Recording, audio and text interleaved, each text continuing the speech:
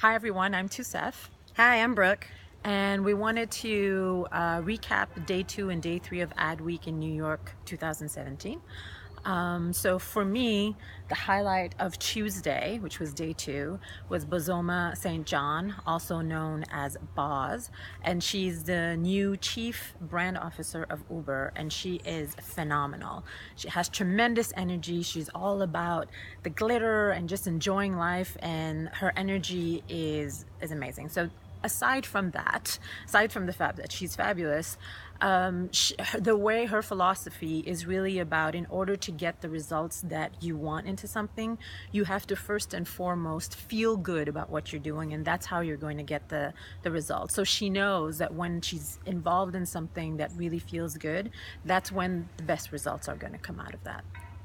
And also, she was saying that it's really about humanizing technology. Her being in Uber is such a technology based company that you always have to bring it back to stories, to human nature, and also make sure that you have a great team where you're creating all this amazing technology so you can have the greatest impact.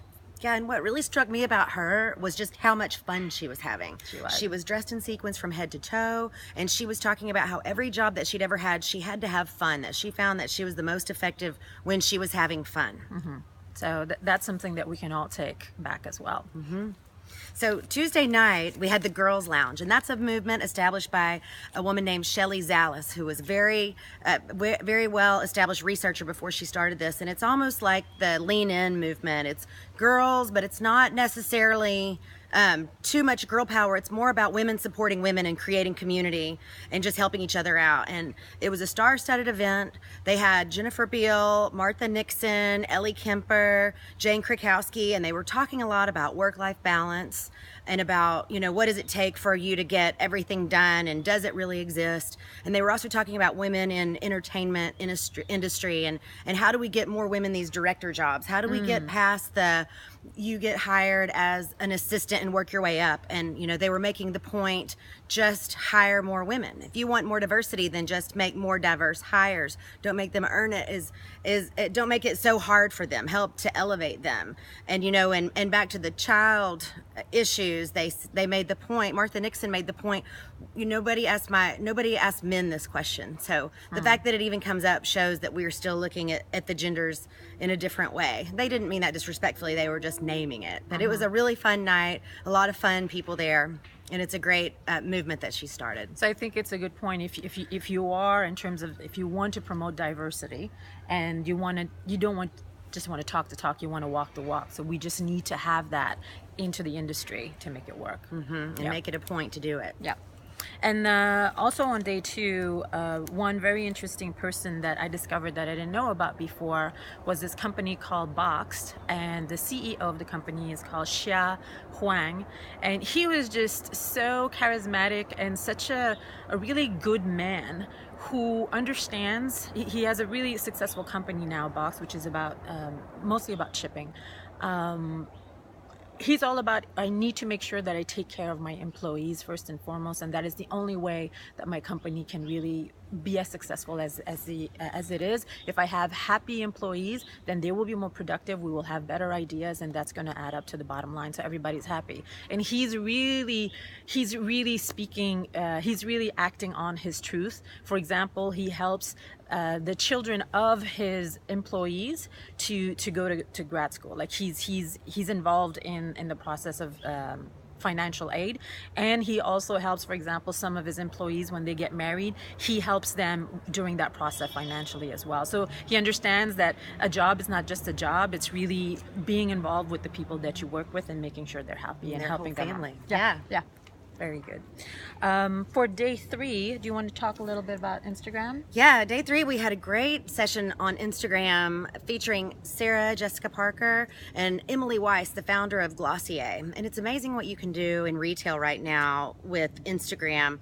They were talking about the president said that the reason why Instagram was so successful was because it was the confluence of timely and timeless. And what's really working on there is the fact that now every user is an influencer. So when you talk about influencer marketing, we're leaving an age where the brand tells you what to think and the consumer tells you what they want. And so with that shift in power, you give them a platform like Instagram where everyone has access, then that can really just alone make a brand succeed. So they're presenting their products to a brand.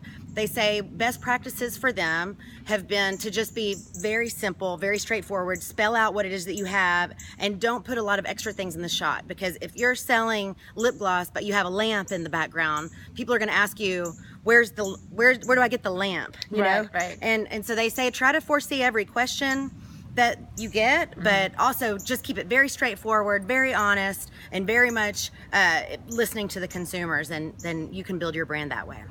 One thing that Sarah Jessica Parker said on the train that really resonated with me, at Adweek we have a tendency, and in advertising in general, we're always so results focused and ROI, and she just paused the whole thing and said, can we just not talk about results for a moment, and instead just really express your uniqueness in what you're doing, and that will automatically bring you results, because that uniqueness essentially differentiates you from anything that is out there. And people will know when you are on Instagram and other social media platforms that you're really coming from the heart and who you are, and people are attracted to that. So that's a great way to look at it. We heard that theme a lot this week. Yeah, which is really optimistic. I wanted to talk also about, it was a joint talk with Target and Pinterest, and they're really bringing about a new technology that is going to highlight items that are on Pinterest that you can basically look at. Hold on, let me rephrase that. Let's say you do Shazam. Shazam is basically you listen to a song, you use the app, and then you know what it magically, it'll tell you who is it from and what the name of the song is. It's something similar. If you see something that's really interesting, you take a picture of it, you put it on Pinterest, and Pinterest will see if in the file system it is actually a match with Target. And if Target has it, then you're automatically brought into the world of Target, and you can see other features if you want it different, or different colors or stuff. But I think this is really interesting. It's taking away we all go to somebody's house and we're like, oh, that's so interesting. Where did you get that? Or even when we're in a store. So this is going to be something I think we're going to be able to see in other brands, just because it's a very useful tool for the user when they're interested in something. Yeah, it was fascinating piece of technology. Yeah, so we'll be seeing that more. Yeah, and finally, that morning we saw Bill Koenigsberg from Horizon Media speak, and he's always one of my favorite speakers because he's accomplished so much in media and he's a pioneer, but he owns the largest privately owned media company, and it's an international firm. And he was talking about how today really is the best day for marketers. It's the best ecosystem in our environment because of how we're able to rifle shot target instead of shotgun target. And that includes a lot of experimentation, and there are a lot of answers that we don't know. So he said to just remove failure from your vocabulary, that it is that every failure really is a lesson learned that's going to make you better in the future. So just stop saying that word. Yeah, it's all about lessons and growing. He was totally right on that. So I think that wraps it up for day 2 and day 3. So we hope you enjoyed it, and we'll have another one day 4 coming up. So thank you, everyone. Bye. Talk to you soon. Bye.